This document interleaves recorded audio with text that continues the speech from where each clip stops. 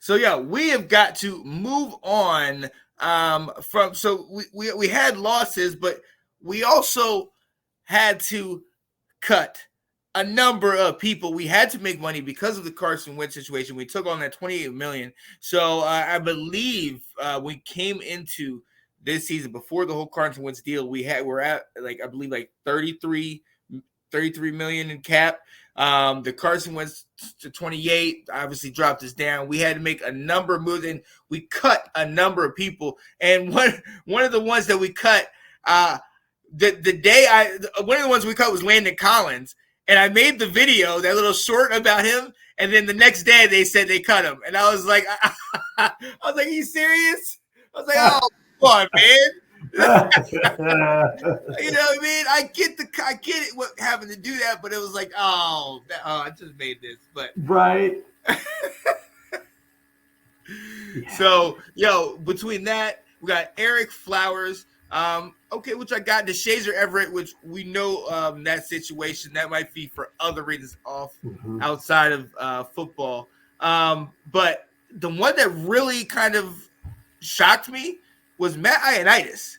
That and his agent came out and said, "Hey, you lied straight to our face." So what's going on in that situation? Yeah, they're not happy. Not happy one bit.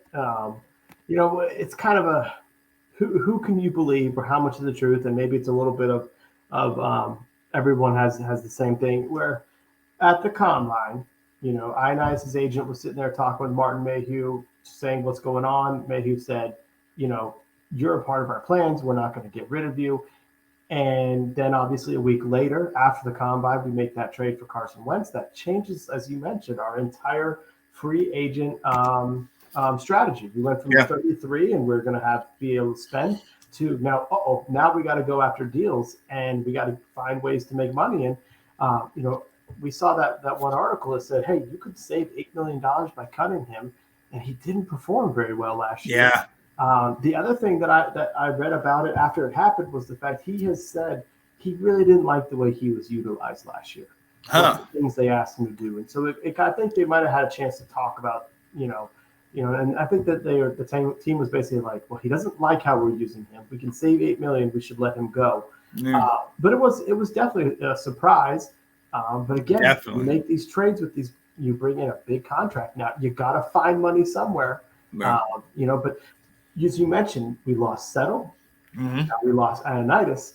What was our most strongest position at defensive tackle now only has two guys. Right.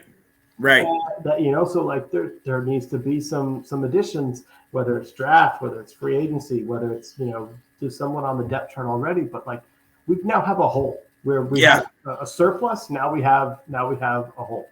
Yeah. And it's a big one. And that's that definitely is making me trying to lean towards that in the draft, or obviously looking at in free agents, because I got a name for you. Don't worry. Later on, I got a name for you. There we go. I'm thinking certain things. I was actually on with Nathan Snell last night on Big Nate Sports Talk podcast. We did our draft 1.0 picks 17 through 32. And we did the other ones 1 through 16 the night before. And I definitely looked at that position. I looked at a little bit of D tackle for us, because with some of the things that have happened here and having to cut these guys for, like you said, the cap, we need depth at that position. That was one of our strongest positions, like you said. And hey, we've seen how injuries affect the team. We need to get people there. So that's definitely something. The cut shocker that really got me was actually Erik Flowers. Yeah. I had heard that, that they didn't want to keep him for $10 million, but that all along, all the reporters and stuff said, well, they're going to restructure him, sign him longer, but lower the cap. So when they cut him, I was really surprised. Yes. Obviously, he was not having those conversations. And then, all of a sudden, he's like, I'm not interested in lowering my cap. I'm like, nope. You want to cut me? Go ahead. I'll go get my money elsewhere. Right. So I definitely was like, oh my gosh, now what are we going to do? Thankfully they had a plan. They got Norwell, but that was what I was not expecting. I was not expecting Erik Flowers to be released. So, it's always surprises every year. Yeah. And that one, yeah, that one came out of the blue as well. And you know, and it came after a couple where you were just like, oh my goodness, here, another one. And it's like now Flowers is out.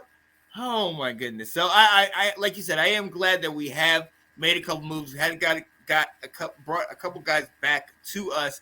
And hey, look, we've seen how many moves have started to happen. Let's see if that continues to pick up. You know what I mean? Please. It's been Yes. slow as molasses. I mean, come on. Was it Monday at noon started, and I hit refresh on Twitter all day long, just click, Nothing. click. You know, I was I'm like, are we gonna do anything? Like, right.